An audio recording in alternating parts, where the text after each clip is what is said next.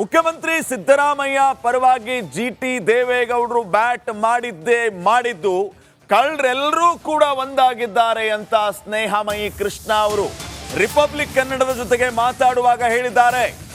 ಸಿದ್ದರಾಮಯ್ಯ ಪರವಾಗಿ ಜಿಟಿ ದೇವೇಗೌಡ ನಿನ್ನೆ ದಸರಾ ವೇದಿಕೆಯಲ್ಲಿ ಮಾತಾಡಿದ್ರು. ಕಳ್ಳರೆಲ್ಲರೂ ಕೂಡ ಒಂದಾಗಿದ್ದಾರೆ ಅಂತ ಸ್ನೇಹಮಯಿ ಕೌಂಟರ್ ಕೊಟ್ಟಿದ್ದಾರೆ. ಜಿಟಿ ದೇವೇಗೌಡರ ಕುಟುಂಬಕ್ಕೂ 50-50 ಅನುಪಾತದ ಅಡಿ ಸೈಟ್ ಸಿಕ್ಕಿದೆ. ರಿಪಬ್ಲಿಕ್ ಕನ್ನಡಕ್ಕೆ ಸ್ನೇಹಮಯಿ ಕೃಷ್ಣ ಸ್ಫೋಟಕ ಹೇಳಿಕೆ. ಮೂಡ ಹಗರಣದ ಎಲ್ಲ ಕಳ್ಳರು ಒಂದಾಗಿದ್ದಾರೆ. ಇವರೆಲ್ಲರೂ ಕಳ್ಳರು, ಈ ಕಳ್ಳರೆಲ್ಲರೂ ಕೂಡ ಒಂದಾಗಿದ್ದಾರೆ. ಎಲ್ಲರೂ ಒಗ್ಗಟ್ಟಾಗಿ ಸಭೆಗಳನ್ನ ಮಾಡ್ತಾ ಇದ್ದಾರೆ. ನನ್ನ ಹೋರಾಟ ಹತ್ತಿಕ್ಕುವ ಕೆಲಸ ನಡೀತಾ ಇದೆ. ರಿಪಬ್ಲಿಕ್ ಕನ್ನಡಕ್ಕೆ ಸ್ನೇಹಮಯಿ ಕೃಷ್ಣ ಎಕ್ಸ್ಕ್ಲೂಸಿವ್ ಹೇಳಿಕೆ ಕೊಟ್ಟಿದ್ದಾರೆ. ಏನು ಮಾತಾಡಿದ್ದಾರೆ ನೋಡೋಣ. ಸಿಎಂ ವಿರುದ್ಧ ಲೋಕಾಯುಕ್ತದಲ್ಲಿ ಎಫ್ಐಆರ್ ದಾಖಲಾಗಿದೆ. ಲೋಕಾಯುಕ್ತ ಅಧಿಕಾರಿಗಳು ತನಿಖೆಯನ್ನು ಚುರುಕುಗೊಳಿಸಿದ್ದಾರೆ.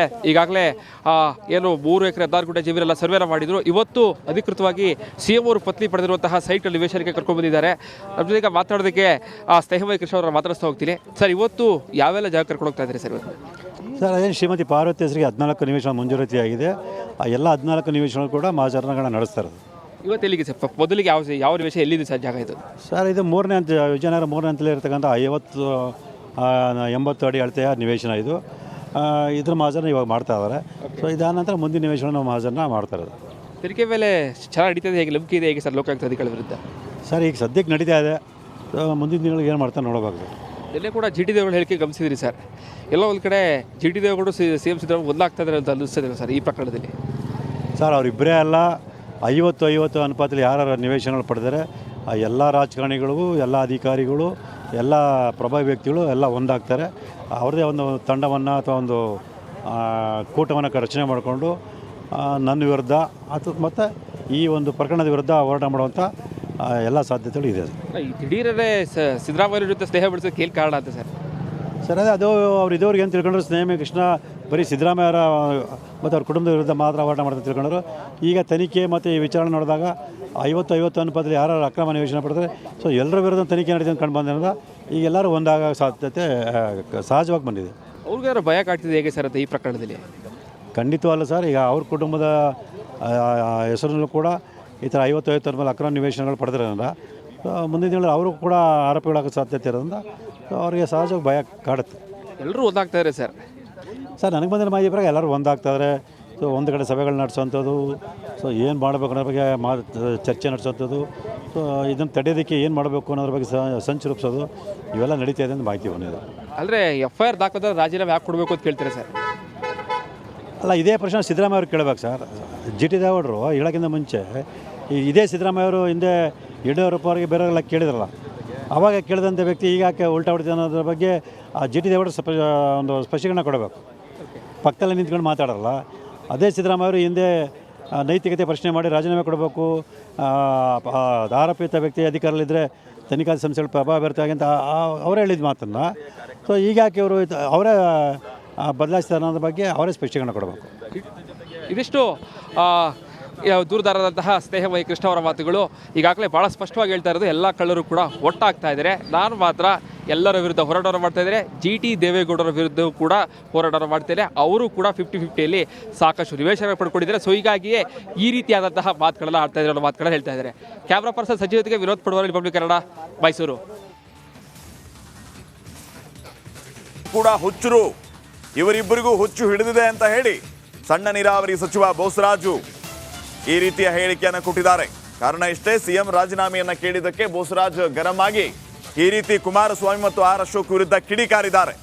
ಯಾವಾಗ ನೋಡಿದ್ರೂ ಕೂಡ ಹುಚ್ಚರಂತೆ ಕೂಗಾಡ್ತಾರೆ, ಇಬ್ಬರಿಗೂ ಹುಚ್ಚು ಹಿಡಿದಿದೆ ಅಂತ ಸಚಿವ ಬೋಸರಾಜು ಅವರು ರಾಯಚೂರಲ್ಲಿ ಹೇಳಿಕೆಯನ್ನು ನೀಡಿದ್ದಾರೆ.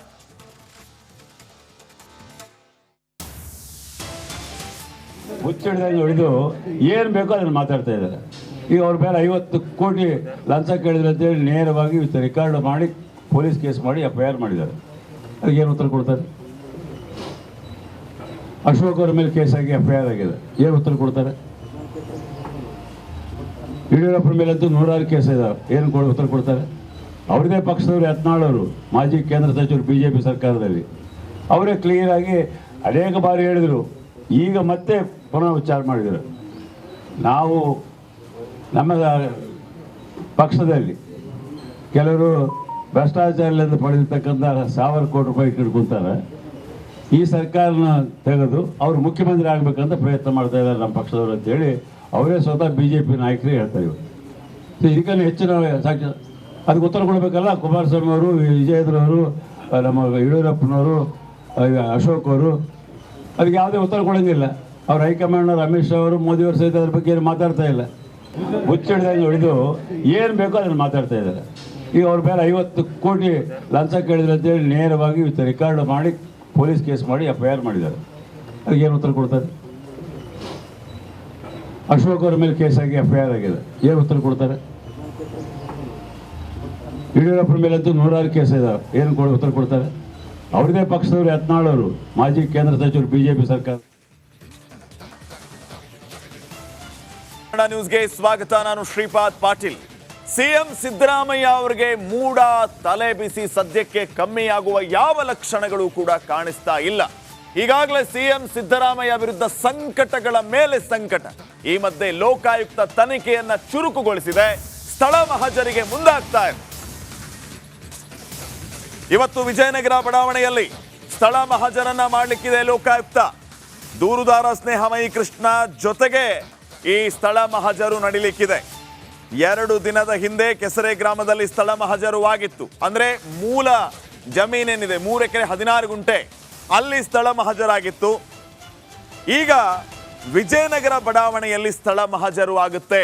ಪರ್ಯಾಯ ನಿವೇಶನ ಪಡೆದಂತಹ ಜಾಗ, 14 ಸೈಟ್ಗಳನ್ನು ಪಡೆದಿದ್ದ ಜಾಗ, ಇಲ್ಲಿ ಸ್ಥಳ ಮಹಜರಾಗುತ್ತೆ.